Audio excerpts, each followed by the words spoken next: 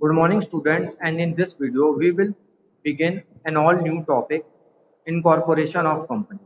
So, let's begin.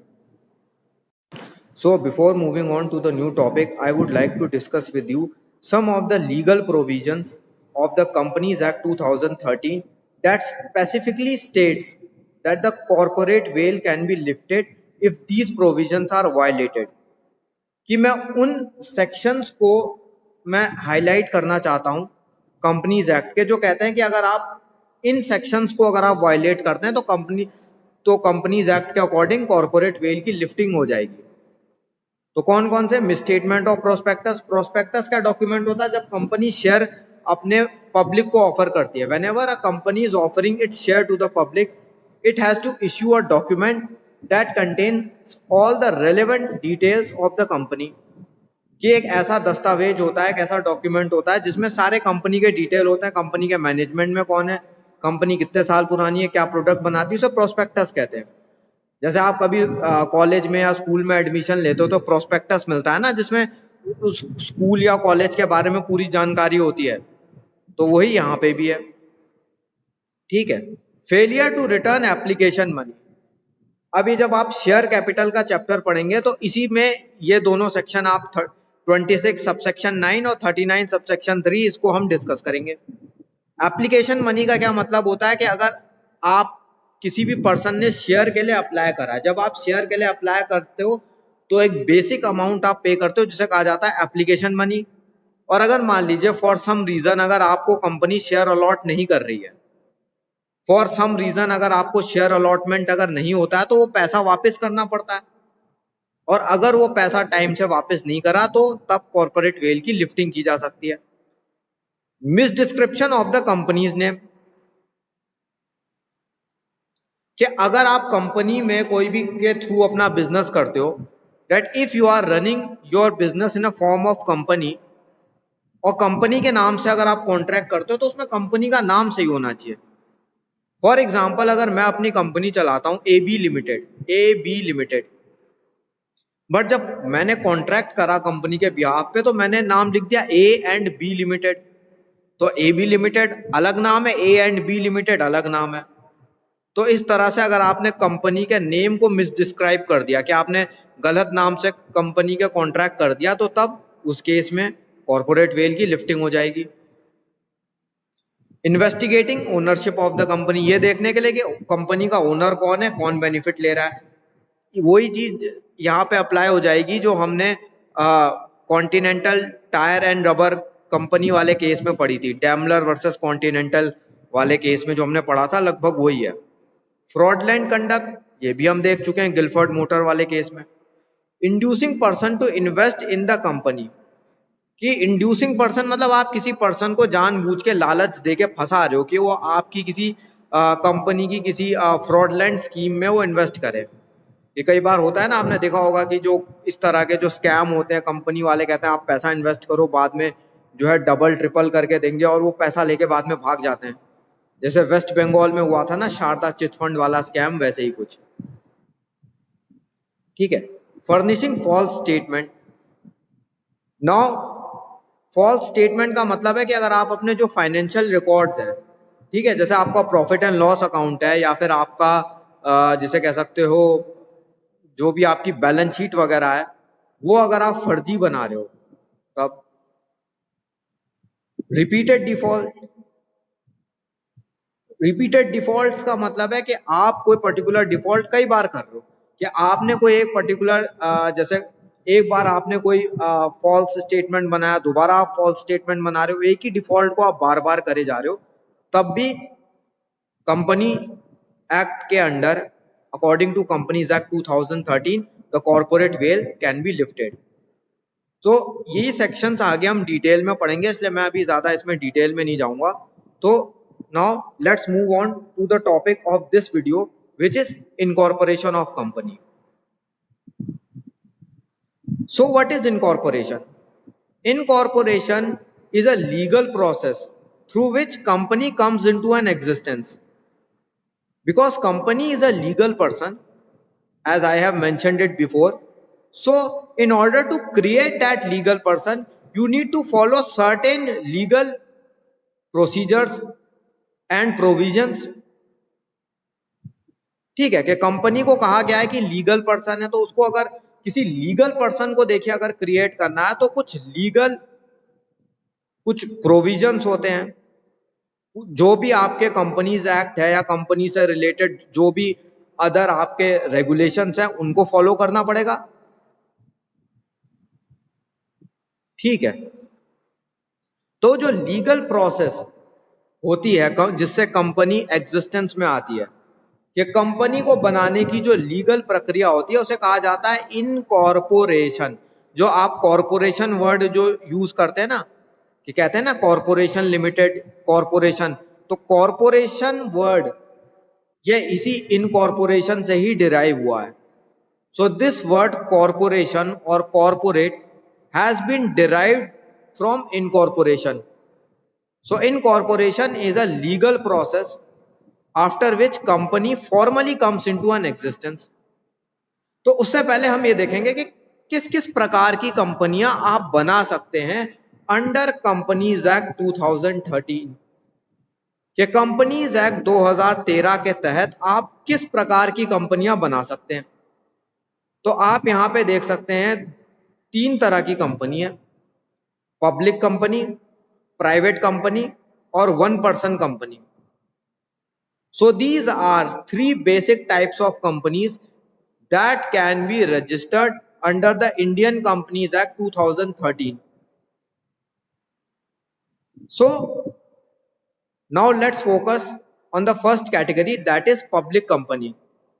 Now one thing which you should remember over here, that public company का जब भी कोई पूछा जाएगा, public company does not mean public sector company, because many students get confused. Many students think that public company is public sector company, which is not at all correct. ठीक है, public company और public sector company, लोग सोचते हैं ना कि जो public sector company होती है, जो सरकारी कंपनियां होती हैं, वो पब्लिक कंपनी होती है। वो कंफ्यूजन में आप बिल्कुल नहीं पड़ेंगे। ठीक है, जो सरकारी कंपनियां होती हैं उनके लिए एक अलग सेक्शन बना हुआ है जिसको हम आगे स्टडी करेंगे, और उसको कहा गया गवर्नमेंट कंपनी। गवर्नमेंट कंपनी मतलब कंपनी जिसमें 51% स्टेक सरकार की है, जिसमें 51%, देखिए किसी भी कंपनी में 51% की जो स्टेक होती है, 51% की जो हिस्सेदारी होती है, वो उसे कहा जाता है कंट्रोलिंग स्टेक। कंट्रोलिंग स्टेक, अब कंट्रोलिंग स्टेक जिसके पास होती है, मैनेजमेंट पे सारा नियंत्रण उसी का होता है, कंपनी का सारा मैनेजमेंट कंट्रोल वो पर्सन करता है। ठीक है, तो अगर किसी कंपनी में 51% की हिस्सेदारी अगर सरकार की है तो तब उसे गवर्नमेंट कंपनी कहा जाता है। तो अब पब्लिक कंपनी क्या है? अब public company means a company whose share are traded in stock exchange and its share can be bought and sold by general public। कि मतलब जिसके शेयर पब्लिकली ट्रेडेड हैं, अब पब्लिकली ट्रेडेड कंपनी, अब publicly traded मतलब कोई ऐसी company जिसके शेयर आप किसी भी स्टॉक एक्सचेंज से जाके आप खरीद सकते हो, जिसमें आप पैसा लगा सकते हो। For example Reliance. ठीक है, रिलायंस क्या है? रिलायंस एक पब्लिक लिमिटेड कंपनी है। व्हाई? बिकॉज रिलायंस जो है उसके शेयर आप कहीं से भी खरीद सकते हो, किसी भी स्टॉक एक्सचेंज से जाके आप खरीद सकते हो। आप रिलायंस में अगर पैसा इन्वेस्ट करना चाहते हो तो आप पैसा इन्वेस्ट कर सकते हो। The same goes for Tata. आप टाटा में इन्वेस्ट करना चाहते हो, आप टाटा के शेयर्स खरीद लीजिए, या कोई भी दूसरी कंपनी है। ठीक है, तो पब्लिक लिमिटेड मीन्स कि that company whose shares are publicly traded, which means कि ऐसी कंपनी जिसके शेयर कोई भी नॉर्मल पर्सन एक स्टॉक एक्सचेंज से जाके खरीद सकता है और उस कंपनी में पैसा इन्वेस्ट कर सकता है। ठीक है, जो स्टॉक एक्सचेंज में जो लिस्टेड कंपनीज होती हैं उसे कहा जाता है पब्लिक कंपनी। ठीक है, तो अब पब्लिक कंपनी को बनाने के लिए मिनिमम 7 मेंबर्स चाहिए होते हैं। इसको बनाने के लिए मिनिमम 7 मेंबर्स चाहिए। ठीक है, और इसके शेयर पब्लिकली ट्रेडेड होते हैं, कोई भी आके खरीद सकता है। Where as a private company, अब प्राइवेट कंपनी क्या होती है? प्राइवेट कंपनी मीन्स वो कंपनी जिसमें दो या दो से ज्यादा मेंबर चाहिए बनाने के लिए। ठीक है, दो या दो से ज्यादा मेंबर चाहिए बनाने के लिए, और शेयर इसके परचेज करे जा सकते हैं by any member of general public, कि जनरल पब्लिक का कोई भी पर्सन आके शेयर खरीद नहीं सकता इसका। Its share can not be purchase by general public. कि अगर कोई कंपनी है, देखो अगर एबीसी प्राइवेट लिमिटेड है, अगर कोई कंपनी है जैसे एबीसी प्राइवेट लिमिटेड, तो उसके शेयर, कंपनी के शेयर आप स्टॉक एक्सचेंज से नहीं खरीद सकते। ठीक है, जनरल पब्लिक जो है उस पर पैसा नहीं लगा सकती। ठीक है, एक डिफरेंस और है पब्लिक लिमिटेड कंपनी में और प्राइवेट लिमिटेड कंपनी में, वो ये कि जो पब्लिक लिमिटेड कंपनी होगी वो सिर्फ खाली लिमिटेड वर्ड लगाएगी अपने नाम के आगे, कि दिस लिमिटेड, ठीक है, या XYZ limited. Whereas a private limited company uses this particular suffix, private limited. So they will be using the suffix of private limited, whereas a public limited company shall use a suffix limited at the end of its name. So at the end of its name, public company क्या लगाएगी? सिर्फ limited. Private limited company लगाएगी private limited. So this is also a point of difference. ठीक है, तो एक public limited company हो गई, प्राइवेट लिमिटेड। अब प्राइवेट लिमिटेड कंपनी यूजुअली कौन बनाते हैं? यूजुअली जो भी जिसे कह सकते हो जो थोड़ा सा स्मॉल स्केल पे बिजनेस कर रहे हैं या मीडियम स्केल पे बिजनेस कर रहे हैं, मतलब कि उनका बिजनेस इतना बड़ा नहीं है कि मतलब कि उन्हें पब्लिक की फंडिंग की जरूरत पड़े, या उनके पास इतने रिसोर्सेज नहीं है। देखिए, जब आप अपनी कंपनी को जब पब्लिक लिमिटेड कंपनी बनाते हो, अगर आपको पब्लिक लिमिटेड कंपनी बनानी है तो उसके लिए कई सारे आपको एक्स्ट्रा कुछ फॉर्मेलिटीज आपको पूरी करनी पड़ती हैं। ठीक है, आप अगर अपनी शेयर मार्केट में आपको लिस्टिंग करानी पड़ेगी, आपको जो स्टॉक एक्सचेंज है, हम in our country there are two chief stock exchange.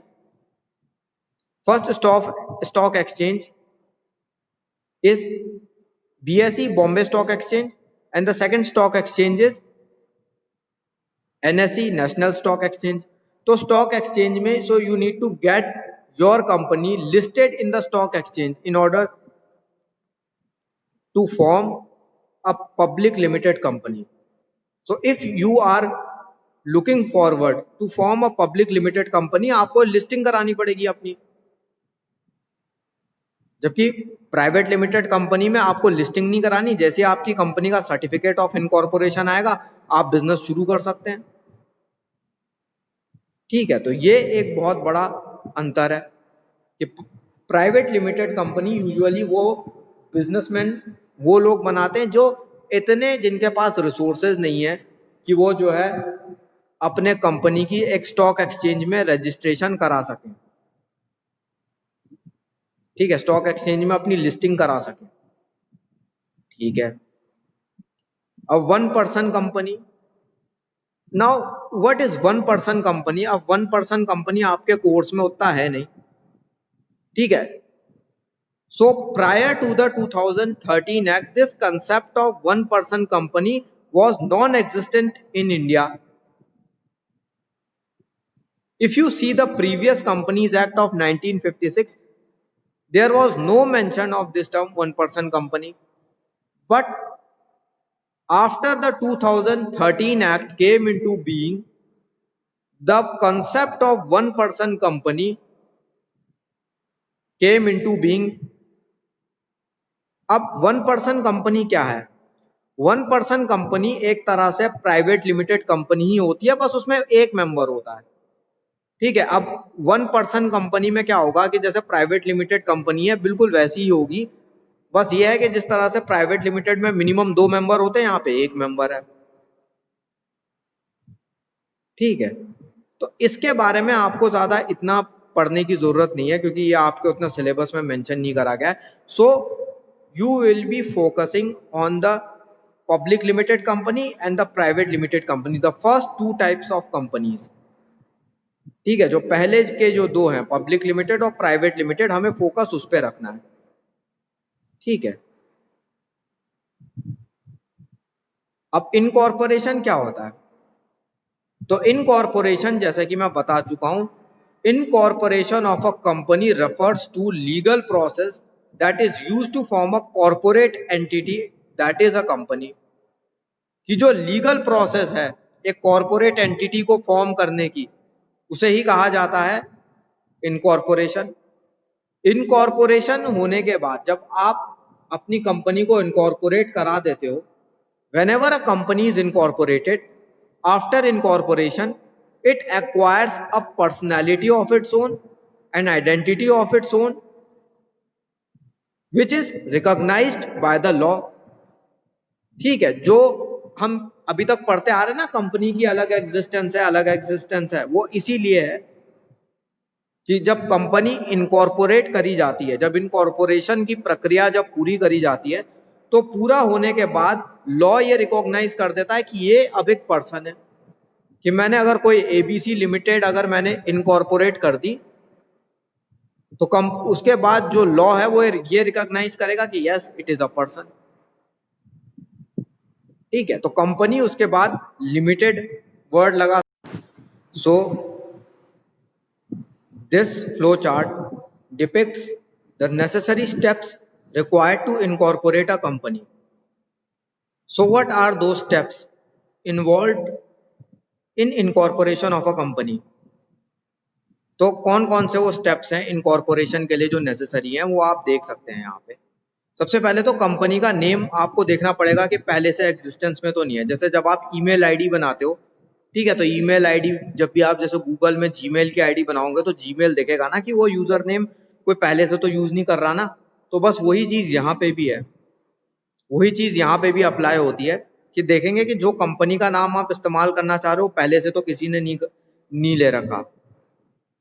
ठीक है, drafting of memorandum and article of association. तो मेमोरेंडम और आर्टिकल ऑफ एसोसिएशन कंपनी के लिए दो बहुत इंपॉर्टेंट डॉक्यूमेंट्स होते हैं। There are chapters on these two particular document, article और मेमोरेंडम में। मेमोरेंडम में कंपनी के बारे में कुछ बेसिक डिटेल्स होते हैं, जैसे कंपनी का रजिस्टर्ड ऑफिस क्या होगा, कंपनी कौन सा बिजनेस करेगी और कंपनी की कैपिटल कितनी है, ये सारी चीजें होती हैं। Article of association, article of association में क्या होता है, कंपनी के जो इंटरनल मैनेजमेंट है या कंपनी का जो इंटरनल एडमिनिस्ट्रेशन है उससे related details article of association में मेंशन्ड होती हैं। Printing, signing, stamping and waiting of memorandum and article. तो उसी मेमोरेंडम और आर्टिकल को फिर आपको प्रिंट कराना है, उसकी साइनिंग होगी, स्टैंप ड्यूटी उस पर पे होगी और उसकी वेटिंग होगी। वेटिंग मतलब कि एक एक्सपर्ट प्रोफेशनल जैसे कोई चार्टर्ड अकाउंटेंट या कंपनी सेक्रेटरी उसकी जांच करेगा और अपनी ओर से सर्टिफाई करेगा दैट ये जो भी मेमोरेंडम और आर्टिकल आपने बनाए हैं ये कंपनीज एक्ट के प्रोविजंस को फुलफिल करते हैं। Power of attorney, power of attorney मतलब कि अगर कोई भी एक पर्टिकुलर पर्सन को अगर कंपनी में कुछ स्पेशल अगर आपको पावर देनी है कि आप चाहते हो कि सबके बिहाफ पे वो काम करे, ठीक है, तो उसे पावर ऑफ अटर्नी में क्या होगा ये हम आगे डिस्कस करेंगे। Other documents to be filed, तो इसमें कुछ फॉर्म 32 और फॉर्म 16 जैसे कुछ डॉक्यूमेंट्स आते हैं।